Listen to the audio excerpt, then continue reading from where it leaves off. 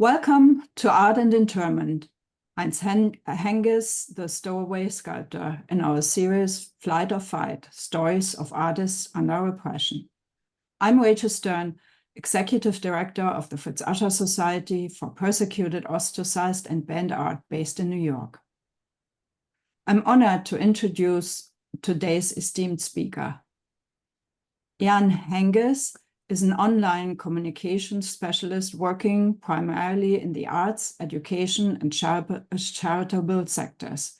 Initially trained in photography, film, and television, Jan founded a video editing company in London, Soho, in the 1980s. And in the 1990s was project leader for public access systems for the British Museum and the Corporation of London, as well as websites for Microsoft, the BBC, and many others. A long-term project that is about to be relaunched is historyworld.net, a major world history website with highly interactive timelines. Jan is also the son of Heinz Henghes. Welcome, Jan. Thank you. Well, I will introduce myself a little more and then switch over to my presentation. So thank you for inviting me to speak, Rachel, and thank you all for zooming in, indeed, to hear about Heinz Henghes, my father. Part of our connection to works of art is knowing something about the artist. This might sound kind of obvious, but it only became so to me when I was asked to provide something of my father's life story to give his work some context.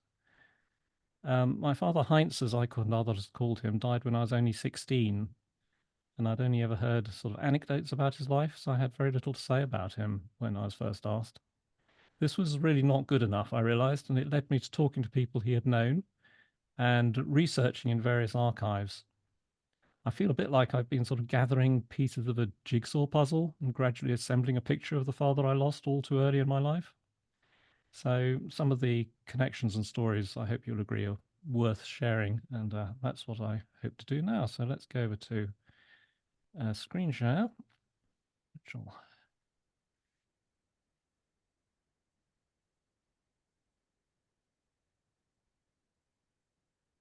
Right, so there he is, and let me bring up some slides. So Heinz was born in Hamburg on the 20th of August, 1906. Not with the name Henghes, but as Gustav Heinrich Klusmann. His mother was from a musical Jewish family. Her grandfather and great-grandfather were both cantors, in fact, in the Hamburg synagogue, and her brother, Max Winterfeld, was known for his popular operettas and songs under the name Jean Gilbert. As a child, Heinz would visit a big house by the Wannsee Lake in Berlin that belonged to his uncle Max. Here, Max, or Jean Gilbert, is in the top hat on the right. Heinz's grandmother is, I think, the woman on the far left. The picture was taken in 1913 on the occasion of the bar mitzvah of Max's son, Robert. Heinz was not brought up in the Jewish faith. His father was an apparently rather severe Lutheran. Mixed marriages were not unusual in Hamburg, but his parents' union was troubled and ended in divorce when Heinz was only 14. His childhood sounds to have been turbulent, his mother volatile. Around the time of her divorce, Heinz took a gun from her hand as she was threatening to commit suicide. Perhaps it's not surprising that he was keen to escape as soon as he could. At 14 or 15, he was caught by the Hamburg Harbour Police trying to board a ship and sent home. In June 1924, at the age of 17, however, he made another, this time successful attempt to become a stowaway on board the Deutschland, which was bound for New York. Arriving penniless, life was really very tough. Heinz knew the harsh reality of an empty belly. To still hunger pangs, he would drink water from public fountains, or if he had a little money, take a cup of coffee and empty the sugar bowl into his pockets to eke out the sweetness during the day. A largely autobiographical novella, Ecce Ego, gives an insight into these times. In New York, Heinz lived for a while at number 3 University Place. The Japanese-American sculptor Noguchi had just set up studio at number 127. Thanks to meeting and assisting Noguchi, Heinz started sculpture himself. Here are a couple of his early pieces. He was also exposed to music, literature, philosophy, and poetry. Heinz was in America for 8 years, returning to Europe at the start of January 1933. Sadly, Germany was now not a place to be Jewish, or more precisely, as far as the Nazis were concerned, a Mischling, or someone of mixed blood, like Heinz. Many of those on the Jewish side of his family were leaving the country where they were able to. Heinz's uncle Jean Gilbert, ironically, had his music appropriated by the Nazis and used at their rallies. Goebbels even attempted to deal with this inconvenience by offering Max honorary Aryanship, but rather than accept, he fled the country. He, of course, lost his big house on Wannsee, which, in a further historical irony, was within sight of another even larger property on the opposite shore, where the Wannsee Conference to discuss the final solution to the Jewish question was held in 1942. After only a few months, Heinz managed to leave Germany, going first to Paris, then to Rapallo in Italy, to meet the poet and an instigator of the Vorticist movement, Ezra Pound. Later, during the war, Pound would be on the radio in Italy, championing both Hitler and Mussolini. This is Ezra Pound by Heinz from 1975. Pound was a prominent anti-Semite, even remarking to Kay Sage, the surrealist painter and a mutual friend, that she should not help Heinz or buy his work, as the Jews must be kept down. Fortunately, Pound completely ignored his own words in his interaction with Heinz and was very supportive of him. "Sculpture is stone," said Pound, and gave Heinz some stone for him to carve. Pound advised him and encouraged him to read books from his library. One piece of advice significant to Heinz was never explain what you have stated. Despite trying to deter Kay Sage from buying work, which only had the effect of ending their friendship, Pound did encourage Signora Agnelli, the wife of the head of the Fiat company, to buy Heinz's sculptures.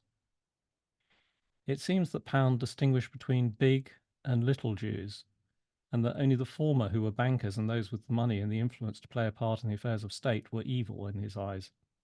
Heinz was a little Jew, so in this respect, he may have been somewhat forgiven his race. After the war, Pound was consigned to a mental institution by the occupying American forces. Despite everything, Heinz was sympathetic to him, writing to Pound's publisher, James Laughlin, who had become a firm friend, "I am interested in Ezra, the man who treated me well, and not in Ezra, who went haywire on the radio." After staying for a time in Rapallo with Pound, Heinz established a studio in Milan and had a number of solo exhibitions in Italy, as well as one I think was with Kay Sage, the first one. It was also while in Italy that Heinz started working as Henghes, and he did not want to be known as Klusmann. During visits to Paris, Heinz met the sculptor Brancusi and assisted in his studio. Brancusi also gave the young sculptor advice, telling him with respect to art to never do anything you don't want to do. It'd be great if one could always follow that precept. Kay Sage also came to Paris, and Heinz introduced her to Yves Tanguy, who she was later to marry. Others Heinz met included Max Ernst and André Breton, who had written the first Surrealist Manifesto in 1932. Heinz also appears in the journals of the writer Anais Nin from 1937 and was clearly smitten with her. She was intrigued by him and hesitated in her response, writing in her journal, "Why does he stir me? His face is full of softness, of soul, of feeling. They enmesh one. One falls into the softness. He has the laughter of a child. He is feminine. He is full of candour. He brings me 2 poems and a green beetle with a gold rust stomach." Anais was, however, in relationships at the time with both Henry Miller and Gonzalo Moore, and ultimately this left no space for Heinz. It is possible that Heinz was introduced to Henry and Anais by June Mansfield, Henry's first wife, as he had previously met her in New York. In 1938, Heinz visited the Dordogne in the company of Jean Genet and Henry Miller. They went on Ezra Pound's advice to follow in the footsteps of the troubadours. This is a bust of Jean Genet, which Heinz made years later. And here is a drawing of Henry Miller by Heinz from 1975. Heinz and Miller were not exactly best friends. In a letter to Ezra Pound, Heinz wrote about meeting Miller, "I naturally fought with him at once, since he is precisely as intolerable as I am. He is the most rapacious person I have ever seen. Speaking to him, you have the impression that you are being sucked out, and that whatever is not useful to Henry Miller will be thrown aside." Before the trip to the Dordogne, Heinz had come to live in London, arriving in October 1937. A few days later, he wrote to Ezra Pound, reporting on some of the people who he had met as follows. "There seems to be a lot going on. Met Barbara Hepworth, Ben Nicholson, and Sandy Calder. Also Garbo, and saw Adrian Stokes, who is on his way to Venice now. I'm invited to a party at B. Hepworth's and hope to meet Herbert Reed there." In due course, Heinz was featured in Living Art in England and had exhibited at Peggy Guggenheim's gallery in Cork Street. They're currently doing a catalogue raisonné of what she first exhibited, in fact, and I was visited recently by them as they're piecing together everything that was in those Cork Street exhibitions in her early years. The diarist Joan Wyndham first met Heinz at a party in Chelsea in October 1939. "He came over and sat beside me on the floor. Such a strange, intriguing voice, and such a thoroughly lovely and animal face," she wrote. She goes on to describe the scene and conversation in detail, mentioning how Heinz poured out whiskey for his Dalmatian, Waffle, and even illustrated it. One does not pour whiskey on the floor at the best parties. As a German national living in London with Jewish heritage, contemplating the future must have been particularly stressful to Heinz. He was just one of about 47,000 refugees from Nazi Germany then living in Britain, a majority of whom were Jewish. During the 1930s, as immigration stemming from the rise of the Nazis increased, both the most powerful newspaper barons in England, Lord Beaverbrook and Lord Rothermere, stoked anti-Semitic sentiment through their papers. Rothermere directly supported Hitler. He travelled to Germany to meet him and maintained a correspondence with him. Rothermere was also enthusiastic about the Black Shirts, the Nazi Party of Great Britain, in his papers. As for Beaverbrook's Daily Express, under the August 1938 headline "The Wandering Jew," he published the following: "Certainly there is no room for the Jews in Britain. Where we have 1.8 million of our own people out of work and biting their nails. But places must be found for the Jews. There are plenty of uninhabited parts of the world where, given a touch of Christian spirit, they may yet find happy homes." When war was declared on the 3rd of September 1939, previously fascist sympathetic newspapers made a sudden adjustment, becoming fiercely jingoistic. Rather than show you more newspaper headlines, here are photographs of sculptures Heinz was making at the time the tabloids began reporting on the dangers from within. The dangers from within being German citizens living in British society who were suspected of being fifth columnists, spies whose activities threatened British security. The Daily Mail in particular ran a campaign of fear-mongering, calling for the internment of all Germans regardless of classification. By the 24th of May 1940, they ran a headline, "Act, act, act, do it now," in capitals. But this was above an article of pure sensationalism, which included the following: "In Britain, you have to realize every German is an agent. All of them have both the duty and the means to communicate information to Berlin." During 1939, Heinz wrote 3 articles which were published in the Adelphi magazine, an English literary journal that also published pieces by George Orwell, Dylan Thomas, and D.H. Lawrence, among many others. His essays were on the developing situation in Europe. He believed that if Europe were to be united through war and destruction, it would become a threat to the United States. American isolationism was not an option, he thought, as economies were intertwined, and the best course of action was for the US and Europe to work together. On the 10th of October 1939, Heinz had appeared before a tribunal set up by the Aliens Department of the Home Office to classify the risk individuals might pose. High-risk Category A individuals were presumed Nazi sympathizers and were immediately interned. Category B were not interned, but subject to restrictions. Category C were merely recorded as German, but not initially subject to any restrictions. Heinz was given Category C. Thanks to Joan Wyndham, there is a vivid account of his last months before internment. On the 1st of July 1940, she met him in the street near his Chelsea studio, recording the encounter that evening in her journal. The police had taken him to the station and questioned him, but they'd let him go again. He took a cigarette, but his hand shook so much it broke between his fingers. He took out a second, and it fell in the road. Heinz then said to her, "The general opinion seems to be that I'll be roped in soon. They're not excluding anyone." Sure enough, the very next day, on the morning of the 2nd of July, 1940, the police came to his studio at 9 a.m., gave him 2 hours to gather his things, and took him away. Initially, Heinz was interned in Huyton Camp near Liverpool. The camp was a new housing estate nearing completion. With large numbers of people being interned, it was urgent for authorities to find space for everyone. The Isle of Man was to provide several large camps, and some internees volunteered to go to Canada with the prospects of greater freedoms and the hope of asylum there or in the USA.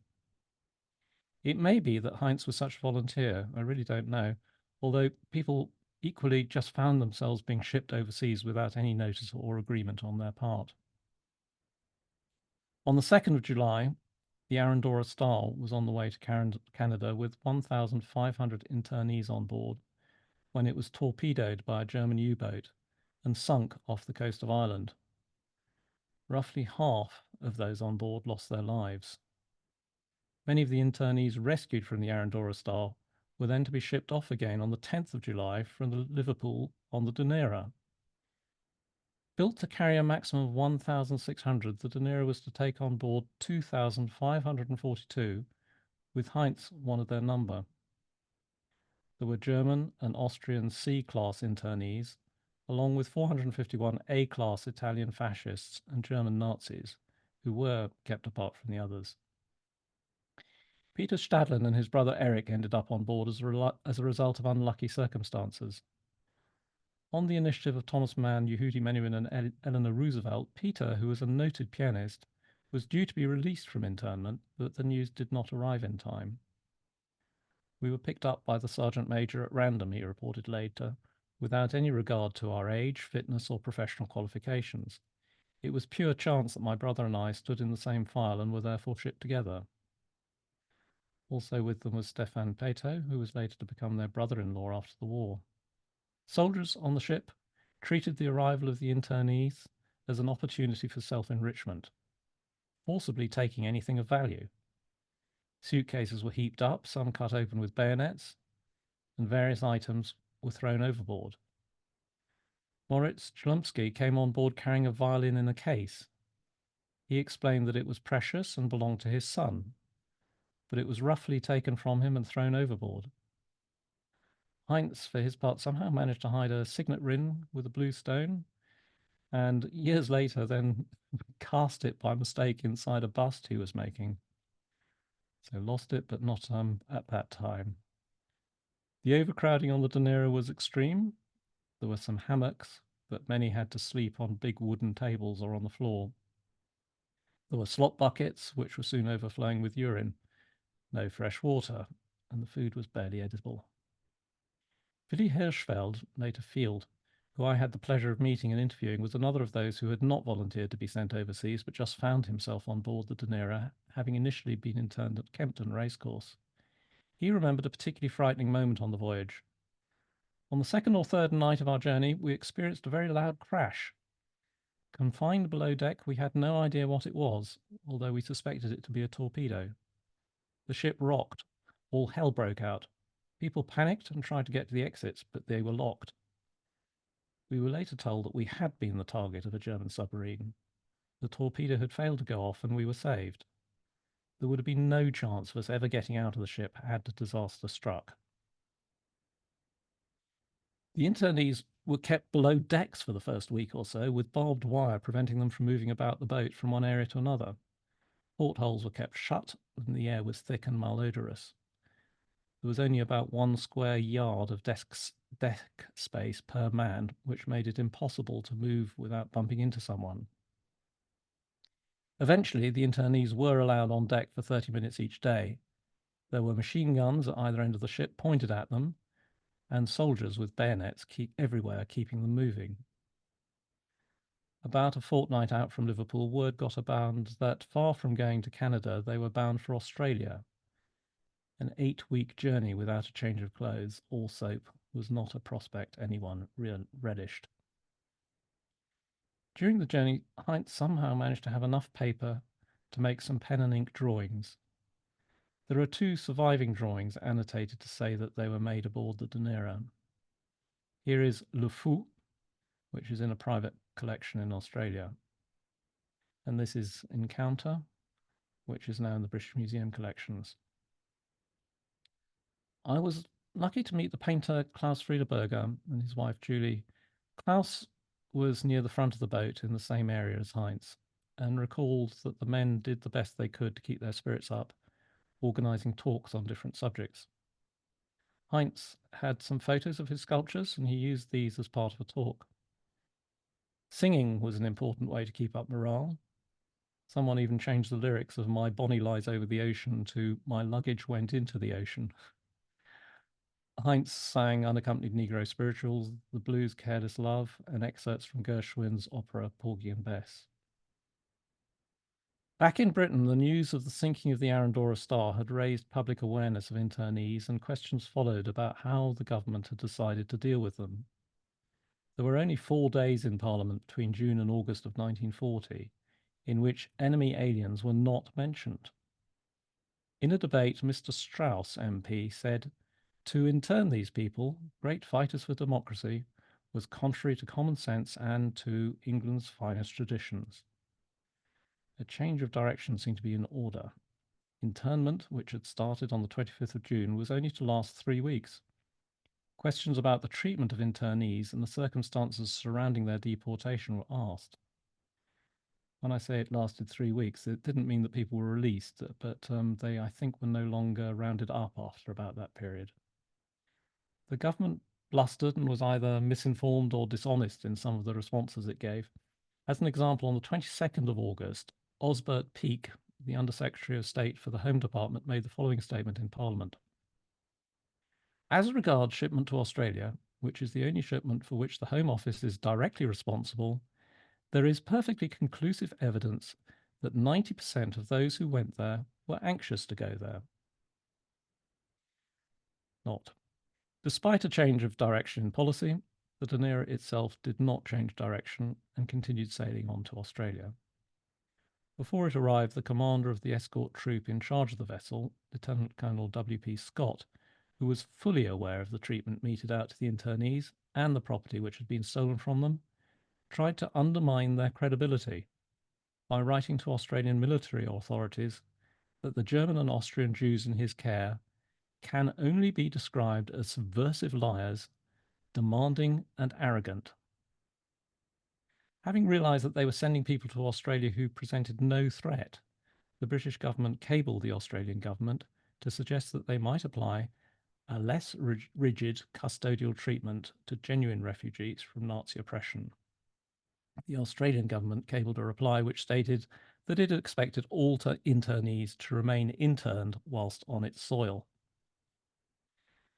On the morning of the 6th of September 1940, the Dunera steamed into Sydney's Darling Harbour. The Australian press was quick to print stories about the internees being dangerous men, reporting that there were parachutists, prisoners of war, and hundreds who had been carrying out subversive work in England. 4 trains were required to transport everyone who had been on board. It was immediately evident that the Australian soldiers did not exhibit the hostility of their British counterparts on the Dunera, instead being curious about the people they had been given to guard. They were relaxed enough that there is a story, true or not, that one even asked an internee to hold his rifle while he rolled a cigarette. After a 19-hour train ride west from Sydney, they arrived at Hay. Klaus Friedeberger recalls being given a thick corned beef sandwich, which he described as heaven. Meanwhile, Willy Field was enjoying spaghetti and macaroni, which cooks had prepared expecting the arrival of Italian prisoners of war. There were 2 compounds for prisoners of war, effectively, at Hay. Heinz was in Camp 7, Hut 25. This is a form we're looking at, which Heinz completed to say that he did not want his whereabouts communicated to the German authorities. Hut 25 was the same hut as occupied by Heinz Henghes, with whom he formed a friendship which was to endure following their return to the UK. Henghes was a set and costume designer who had worked with the German National Ballet and at Glyndebourne. Following their return to the UK, Henghes was to go on to work with the filmmakers Powell and Pressburger. Here we see him with a model for the set for the film The Red Shoes, and this is one of his studies for The Red Shoes from 1946, which he in fact gave to Heinz. Camp 7 Theatre was founded by Simon Hochberger, also from Hut 25.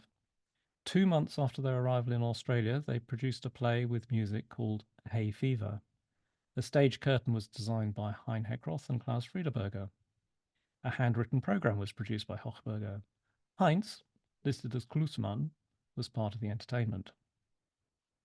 In March 1941, he also took part in a show without a name, singing folk songs. As for his sculpture, clearly all the materials and tools he was used to were not available to Heinz in Hay, but he managed to make some wood carvings in the local dark red gum wood, which are now assumed to be lost, though a drawing in the British Museum collection gives an idea of the kind of thing he may have created. Klaus Friedeberger told me he remembered a lens grinder from Berlin called Meyer in the camp. One day Klaus was present when Meyer was walking past Heinz, who was carving a sculpture. Meyer commented wryly, "Doesn't it fit in the stove yet?" Klaus considered this a good example of dry Berlin humour. Klaus Friedeberger, here we see him, was only 18 when he was at Hay and just starting to make his way in life. Heinz was a practicing artist in his 30s, who Klaus found somewhat forbidding with long, dark hair, though he was impressive in the younger man's eyes. Klaus described him as a bit distant, absorbed in his thoughts. It seemed improbable to Klaus that a man like Heinz would sing, but he said he did this very well. Klaus described Heinz Henghes as very different to Heinz, a big, outgoing, noisy man and a born teacher. He gave drawing classes that Klaus participated in. The internees were notable for their organisation and efforts in setting up trainings in many different subjects. Politics, philosophy, art, sculpture, anthropology, chemistry, poetry, filmmaking, literature and mathematics were all on offer, even atomic research, astronomy, and theology. The busiest classes were in languages, which included many European languages as well as Chinese, Japanese, Latin, and classical and modern Greek. Heinz almost certainly did his best to teach sculpture, though one can only imagine that it would have been wood carving and perhaps some clay modelling, but otherwise a theoretical exercise. Heinz made surrealist drawings in Hay, and 6 of these, all from December 1940, have survived. Surrealism was very much the zeitgeist of the time, and Klaus and others produced works influenced by the movement. The titles and subjects of Heinz's drawings speak volumes of the state of mind of internees. We're looking at The Long Road Back, which has surreal figures in a landscape with cones or spikes and a backdrop of Hepworth-like objects, almost somewhat reminiscent of ships. His monument of an ancient civilization seems to contain an obscured message, as there's some writing which has been largely inked over by the dark area to the left of centre. Heinz gave this drawing in the 1950s to his friend, the painter Prunella Clough. Larvae, to my mind, expresses the constriction of internment in a surreal form. The larvae being injected are of unknown potential, facing an uncertain future. A currency was issued in Camp 7, designed by George Telcher, in 2 shillings, 1 shilling, and 6pence denominations. We're here because, we're here because, we're here because we're here, may be indistinctly read in the barbed wire border surrounding kangaroos and other motifs. Most highly paid in this currency were the least desirable jobs. Latrine cleaners earned 5 shillings a week, kitchen workers 2 shillings, waiters 1 shilling. The camp spokesmen, librarians, and teachers were all unpaid. A Sydney newspaper published a reproduction of a note which attracted the attention of the law. There was concern it was too like real currency and its use was a breach of Commonwealth currency legislation, so it was duly withdrawn. Each camp also published magazines. In Camp 8, the camp news was predominantly in German. Writers with a generally socialist outlook supported German resistance in the other Germany. The magazine reported on the activities of the camp, including a December performance of Goethe's Faust in its original version, led by Max Meyer, who also composed a Dunera Mass. Meanwhile, in Camp 7, the Boomerang magazine was predominantly in English. A leading article entitled Our Future included the following passage. In order to succeed against tremendous odds, we shall have to break away from our German-trained mentality, pair off all that is too ostensibly continental in our behaviour, and adopt the English or American outlook on life. The pianist Peter Stadlen was also in Camp 7. Unsurprisingly, there was at first no piano for him to play, but he was lucky to be well enough known for the camp commander to allow him to leave the camp, accompanied by a guard, to play a church organ. In early 1941, a rental piano was provided in the camp, and Stadlen was able to practice and use it for concerts and recitals. Letters and representations to authority were written by the internees, but for some months there were significant obstacles due to the lack of money for postage and writing material. In December, internees were issued with official ruled note paper 22 lines long and had to restrict themselves to this. Letters were also stamped prisoners of war. Erich Stadlen, Peter Stadlen's brother, wrote, "You cannot imagine how depressed the men are about this measure. The injustice of being labelled prisoners of war, enemies rather than refugees, was only progressively understood and addressed by authorities."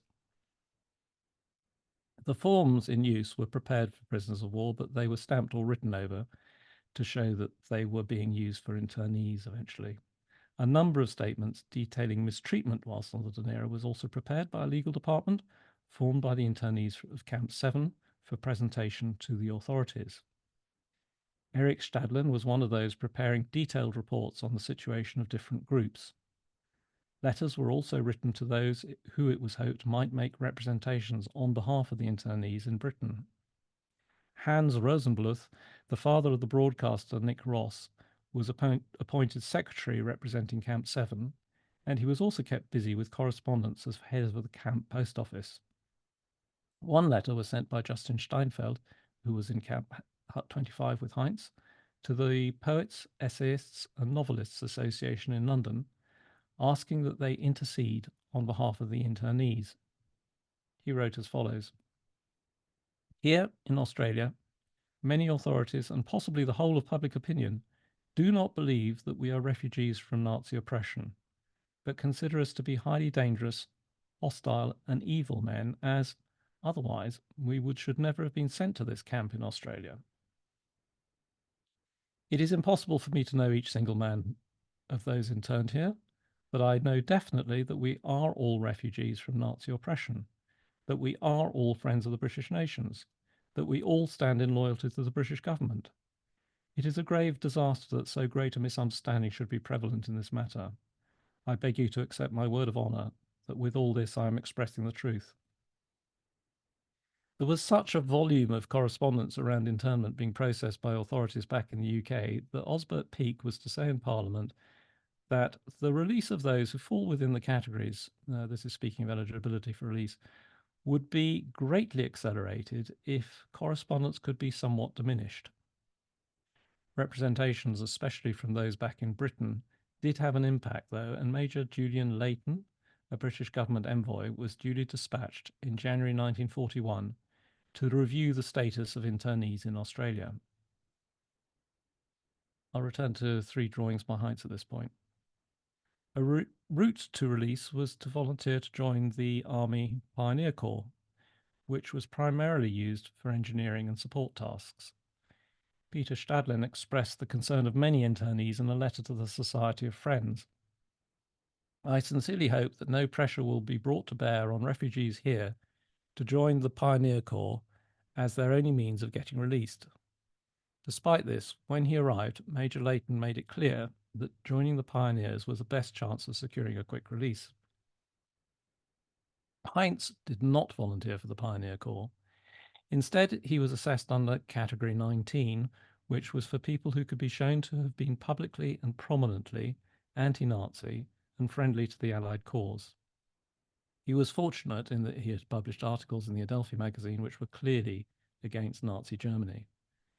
This, combined with supportive statements, notably from Herbert Reed, meant that he was classified as eligible for special release by the Category 19 committee on the 26th of March when they met in London. The special release suggests he did not entirely meet the criteria, but that the committee were nevertheless satisfied that he should be released, probably thanks to testimonies they had received. This drawing, by the way, is dedicated to Roland Penrose. Heinz left Australia on the 4th of June 1941 aboard the Themistocles, the second ship to depart, carrying initially small numbers of internees back to the UK. One of the 57 others returning with him on the ship was Heinz Henghes. No longer were they treated as prisoners, instead mixing freely with the crew and joining with them in talks and performances. One such was South Sea Sapper's Serenade. The programme for this shows Heinz gave a recitation and was also responsible for a piece called Doubtful Ditties Illustrated Sketches, along with Heinz Henghes. The Themistocles arrived back at the port of Liverpool on the 7th of August 1941. Stepping onto the quay, Heinz was once again a free man. Churchill was later to describe the Dunera episode as a deplorable and regrettable mistake. Back in London, Heinz worked for the BBC, initially writing on current affairs for programmes such as Radio Newsreel and later on art. Sadly, very little survives of this material. Shellac discs were used for recording and were melted to erase them so that they might be reused. My parents met before the Second World War but did not marry until 1948. At some point before then, while the war was still raging, my mother, Daphne Gow, who was a ballet dancer with the Ballet Rambert, went round to see Heinz, who had shut himself away in his studio. He had not been out for some days, and she found him very depressed.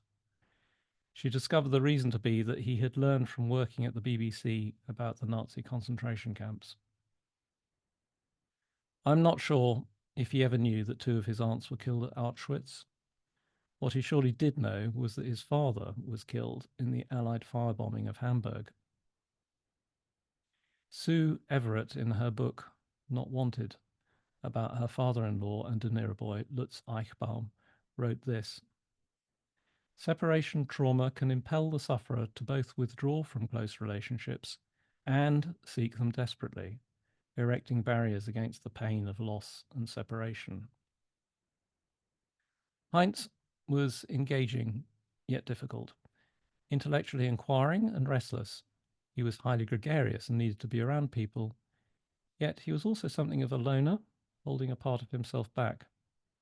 He would not dwell on the past, only using it as a source of stories. He lived in the present, looking to the future, and strongly believed that good art should be timeless. After the war, Heinz became a sculpture tutor at the Royal College of Art under Frank Dobson and took part in a range of exhibitions, including Sculpture in the Home, the Battersea Park exhibitions, and the Festival of Britain. Heinz, though, was not one to choose a comfortable existence. He needed to feed his thirst for experience, for intellectual and creative discovery. Shortly after moving again to France in 1953, he wrote a letter to Ezra Pound about his decision to leave England. He wrote, "I just couldn't stand the slow surety of it all, the safety of it all, the sensibleness of it all. So I kicked it in the teeth." The discovery of the prehistoric cave of Lascaux and the remarkable art it contained had drawn Heinz back to the Dordogne. For a few years, he took students from the Royal College of Art to visit the cave. From 1948, my parents had a summer house near the village of Saint-Léon. When they moved to live in France fully, they found another house on a hillside overlooking the Vézère River Valley, where there was a spring providing water, a barn for a studio, land for goats, chickens, and a large vegetable garden, and a fantastic view over the river.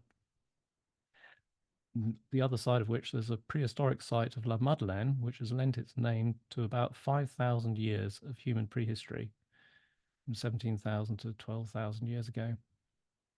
Prehistoric art fascinated and inspired Heinz, and he had soon befriended prehistorians, including Helen Movius, a Harvard professor who had a dig 5 kilometers away in Les Izy and became my godfather, and the Abbé Henri Breuil, who was a particular authority in prehistoric art. In 1964, when I was 5 years old, we moved back to the UK, as Heinz had been appointed head of fine art at Winchester School of Art. Heinz was a challenging teacher to the point that he could be easily taken to be antagonistic. For those who engaged with him, however, he was hugely influential. Heinz himself enjoyed the spirit of the 60s and the experimentation with new materials and forms, making many works that were unlike anything he had done before. Heinz did not believe in absolute or ultimate work, seeing instead an opportunity for creative exploration. Neither did he believe art to be inherently elitist, taking very public issue with Herbert Reed on this point in an article published in Architectural Design, and in the process, I have to say, likely writing himself out of Reed's history of modern sculpture. Ultimately, by the time of his retirement in 1973, he returned to sculpting stone. Especially, he was fond of white Carrara marble, much favoured through the ages by sculptors, particularly concentrating on the abstracted human form. Asked for a common theme in his work, he would say it was concerned with man in nature and nature in man. Commentary on individual works was not something that Heinz indulged in. "I like it," or "I don't like it," was response enough. Ezra Pound's advice to never explain what you have stated clearly stuck with him. The subtitle of this talk was "The Stowaway Artist." I'm, of course, partial, but I think in some sense Heinz has gone under the radar. He moved countries many times, tried new styles, techniques, and materials, and it made it harder to identify his work. And he was not adept at playing the art market or a great self-publicist. I'm sure he's far from alone in this, but I'm certainly grateful for the opportunity to present his works. I hope you've enjoyed hearing about him and seeing what I've shown you. Thank you so much, Ian. That was a very compact compact story you told with so many questions. I invite everyone who listened to please post your questions in the Q&A or the chat function. We have another 10 to 15 minutes to ask questions.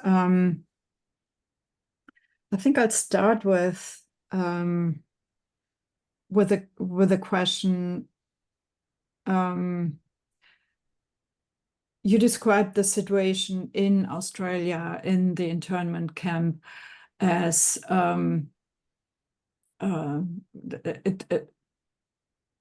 being very creative in many ways. There seemed to have been a lot of artists, writers who yeah, got together to bring performances to teach, and it sounds like a very very intellectual atmosphere that the interned were trying to create, despite the outer circumstances. I think that's the case. I mean, it was a kind of university that they set up in the camps, and some people described it as, you know, one of the most formative periods of their lives, and that really almost appreciated being interned, which sounds kind of crazy, but particularly the younger men, I think, benefited from the wealth of knowledge and experience that all of these people had around them had accumulated over the years and were prepared to share. I think it was much more difficult for the older people. Yeah, yeah, that makes a lot of sense. Do you think your father was influenced by this time in terms of his friendships, in terms of his understanding of the art that he would create? Well, certainly he must have been influenced by it, and I'm sure it contributed to the kind of person that he was. Interestingly, I had heard that he was in Australia before he died. I mean, I knew that it was a place he'd been, but I had no idea under what circumstances. He hadn't told me anything whatsoever about it. I'm fortunate in finding a lot of information about the Dunera because it was the only ship that went from the UK to Australia during the war, and it had so many extraordinary people on it. It's very, very well documented, particularly in Australia. In fact, I should mention there's a Dunera.org.uk website set up by an association over here, which I'm a part of, which itself organises some talks. So if that's a period of history that particularly interests anyone, do go to that website, dunera.org.uk, have a little look at what's there, which is links to other things mainly, but a little bit on its own and some previous material.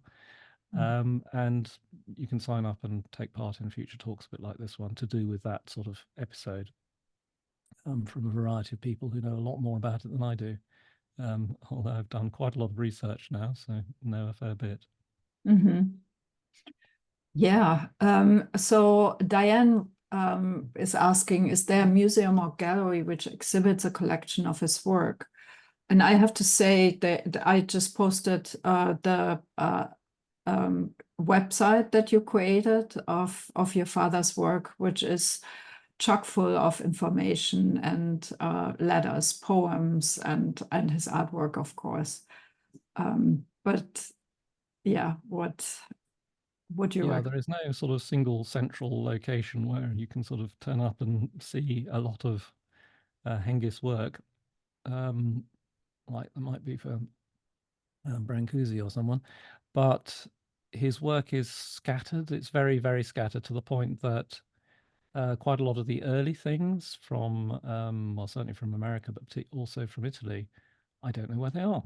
I have photographs of quite a lot, but you know, behind us here, behind me rather, these pieces, I think I know where this little one is, but I don't know where the other two are, and I don't know where the puma is. And actually, the one over on this side here was a colophon of New Directions Publishing House in New York for many, many years. Thanks to the friendship with James Laughlin, who started New Directions. But artworks, to go back to the question, yes, they're scattered around, and because he's one of these artists who has rather gone under the radar, they're stowed away in the archives often. So the Tate have something, but you know, I don't know when they last had it out, or no, some bequest that's to do with the Tate certainly has something. The Hepworth Gallery in Wakefield in the UK have a piece which I only saw for the first time when it was wheeled out as part of an exhibition that traveled to Barcelona. So I saw it in Barcelona, and it was fascinating for me because it was to do with surrealism, and Lee Miller was the exhibition. So it was people that she knew, and she knew Heinz as well as many others. So it was fascinating for me to see this in the flesh, as it were, for a sculpture, because it was from the time that he was doing surrealist inspired work. So it's very much a piece that changes as you move around it. It's got that real three-dimensional quality that obviously sculptures have, but one that is also exploited for surrealist ends in this case. Yeah. So, you need to see the actual thing to kind of understand that. And that's the only piece that I've seen from that era so far. And most of the other pieces, I'm not sure where they are. But yeah, there are works in different countries, different collections, and scattered. I still have quite a few myself. In fact, was recently, um, thanks to a great deal of support and help from others, but it wasn't just me. There was an exhibition in France of his works to do with the period that he was moved to France and lived there for a while, which was based upon things that I still have in the studio. But Yeah. Oh. Yeah, Carolyn is writing that her father was interned in the Isle of Man, totally traumatized by it, and writes that there were also lots of lectures there. And yeah. Wesley is asking, why were people sent so far away to Australia rather than much closer? And why the extreme paranoia toward all German-speaking nationals? Oh, well, why the paranoia? Look at the world today, and ask the same question, I would suggest. Perhaps in slightly different circumstances that we hope don't degrade to that extent. But anyway, that people are always paranoid, aren't they? Particularly when they attribute problems to minorities and to the other, and when this is encouraged through the media. So there are plenty of lessons from the past that are all too sadly applicable constantly and still very much today. Why Australia? It was a British, whatever it was. I mean, it had that relationship with Britain, and like Canada, was prepared to accept some internees when they were running out of space on the Isle of Man, basically. I mean, the Isle of Man had reached capacity. That was the major location in the UK, because places like Kempton Racecourse and Huyton Camp and so on were temporary staging points, it's my understanding. But they had to find places to send people. But it is interesting that they only sent this one ship to Australia. Yeah. Crazy. Yeah. Um, so Monica is asking, can you tell us more about your visual sources? So you know, yes. Visual sources, the pictures of my father's work, to a very large extent, photographs that he had, or from an early album that is now in the Henry Moore Institute collection in Leeds. So taken from that. He was not a good archivist, documenter of things, collector of stuff. There's so much correspondence that he would have had that he would have just chucked away. So what I've found, I've been piecing together from sort of the other side of the correspondence from the people that he was in touch with, not from his own particularly. Yeah, what else to say on that? Not quite sure. Visual sources. The visual sources for other artists' work, largely Australian collection based, and I have been in touch with all sorts of people to check that it was okay to use it in presentations and that kind of stuff. I think I've got all the clearances. I certainly hope so. Yeah. So why did your father choose Henghes as a surname? I wish I knew. It'd be nice to know one has the name that one has. I can tell you, I was just telling Monica before the session started as to how he acquired it rather than why. The how is Kay Sage, the surrealist artist who at the time was the Princess of San Faustino, because she was married to the Prince of San Faustino, living in Rapallo in Italy. Befriended my father, and he was looking for a name to work under. He'd been signing his works with a sort of Chinese ideogram because he didn't want to use Klusmann. And one evening on the beach in Rapallo, so goes the story, they came up with Hengis, and which once they decided on it, she took a bottle of wine and knighted him on the shoulder with it and said, "Arise, Hengis." And from thenceforth, he worked under the name Hengis. So when he's in Australia, he was known as Hengis, Uh-huh. despite the fact he only changed his name by deed poll much later. But the origins, the why they came up with this, I wish I knew. I like the story though, you know. It's a good story. um, so Barbara is fascinated regarding by his correspondence with Ezra Pound, giving Yeah. and the relationship overall, giving his violent anti-Semitism. Can you talk about this a bit? Well, I only know a limited amount. Most of what I know is in this talk, so you've heard really. Um, Clearly, Pound was a strange man, let's say. So at the very, very least, I mean, you have only to look at the cantos.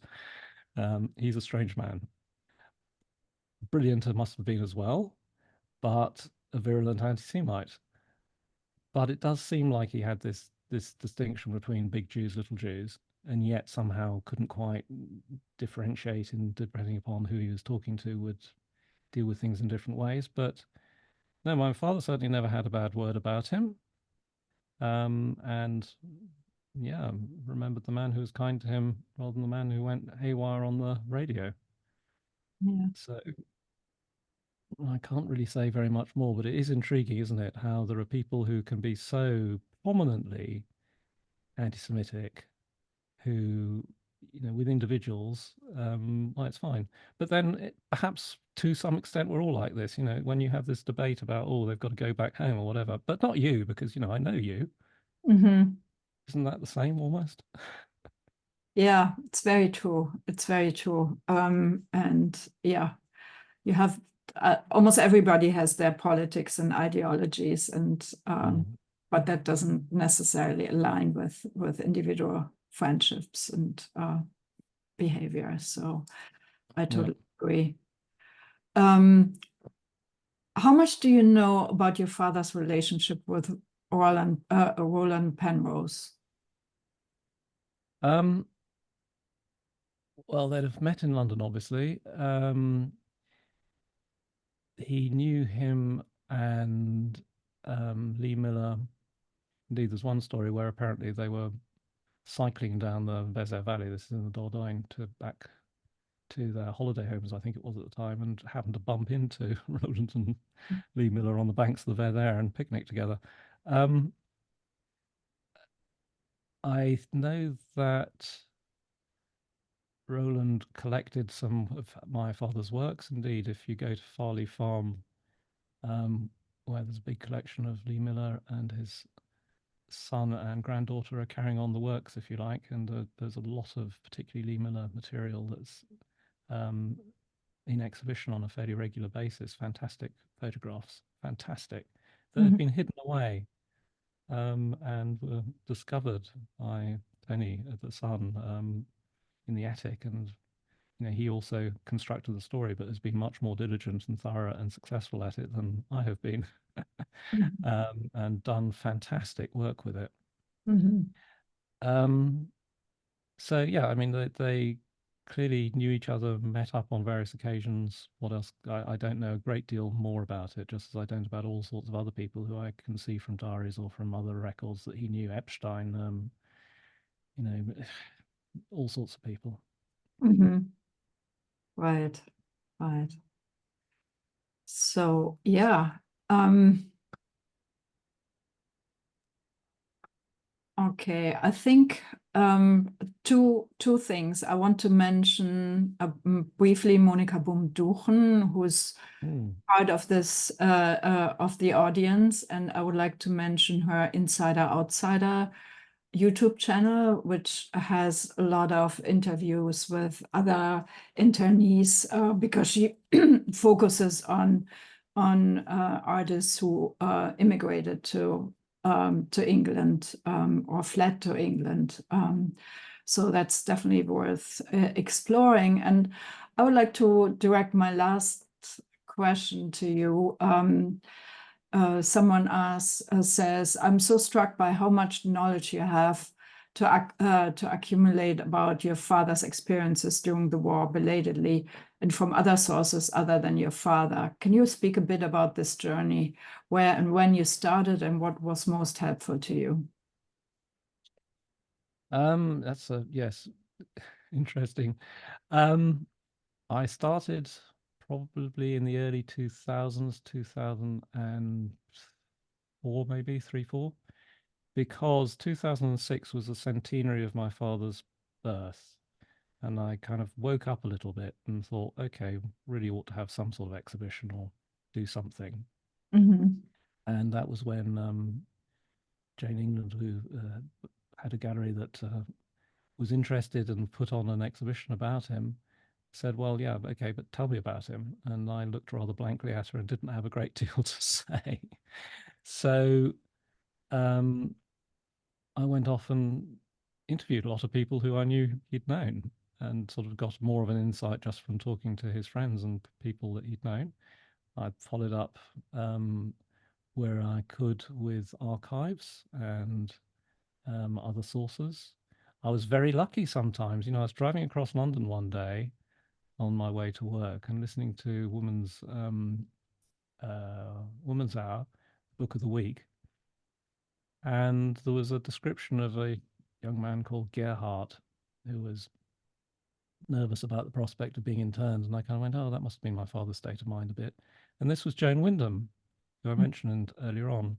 Joan Wyndham, who kept these fabulous diaries that were, many years later turned into a book where, rather than being Flussmann or Henghes, she decided to give him Gerhardt. I think she was afraid that he might, maybe she didn't know he died at that point, but anyway, she didn't want to reveal who it was. Interestingly, good half of a book that she was drawn from her diaries called Love Lessons is about Heinz, really. And then the other half is about somebody she gave the name, is it Rupert to, who was a friend of my mother's at the time. So rather curious. But anyway, because she sort of went home enthusiastically of an evening and wrote down snippets of conversation, I dare say it's sort of slightly embellished and elaborated from a sort of, the age she was and everything. But nevertheless, it's fantastic sort of suddenly vibrantly colored glimpse into the past that you couldn't imagine would be possible. Yeah. So there are sort of those moments that you get where you sort of suddenly see what it felt like and what was going on, and you can sort of imagine things. There's other things that you discover about the past that you wonder whether people at the time knew. I mean, for example, did Heinz ever know that his aunt had died at Auschwitz? I don't know. But I discovered at one point that because he clearly knew Lawrence Durrell, and Durrell was hanging out with, I've forgotten the woman's name now, but anyway, somebody who actually was a cousin, distant cousin slightly, of Heinz's. But she was an illegitimate child of, names escape me at the moment, but anyway, a man who was a composer, who worked with Brecht and others, who was a cousin. And because she was illegitimate, in part, she may not have recognized sort of family names at all. Did they know that they were related? Because they were probably in the same room. Yeah. Oh. There's things like that that you sort of Crazy. find out about what may have happened, and it's tantalizing sometimes. Oh, definitely. I can definitely see that. Yes. Mm. Amazing. So now I hope, I hope that events like this one bring out more connections. He was for 8 years, he lived in New York after all. Yes, yes. So And that, I yeah. I don't know much about that time in terms of the exhibitions there, because there were a few exhibitions as well. Mhm. Um, yeah, Paul Dessau, that I think that was the name. Anyway, We do have a Noguchi Museum here in New York, in yes. Queens. So maybe somebody is hearing about this and goes into the archives and finds Mm. information. And you also told me that There is an exhibition in preparation about the Dunera experience. Well, in a similar way to sort of research going on in the background to do with Peggy Guggenheim's early years in the Guggenheim Jeune Gallery in London. Perhaps not similar. There's a project which may be coming together which would involve more artist-related material being gathered from the Dunera time, and that might involve exhibitions. I mean, it's a multi-way thing that is in the early days as yet, and I'm sort of very peripherally involved with, but very peripherally. I hope it comes to place, and I also hope, of course, that it comes to the US. But for now, I will send a lot of links in the follow-up email, the link to the recording and to all the sources that we mentioned here. Thank you so much, Ian, for your fabulous talk and for your fabulous research about your father and your work and his life. Thank you to everyone who listened, and be well, everyone. Take care. Thank you. Bye-bye. Bye.